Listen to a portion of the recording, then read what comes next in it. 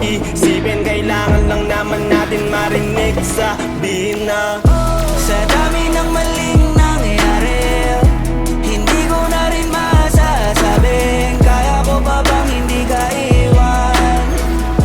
Kasinungalingan, huwag tayong magkunyaring kaya pa rin natin na maging masaya. Huli na nag-aalala na lamang ang pagmamahal ay wala na, nagpapakatapat sa ngalan ng kapayapaan ng utak.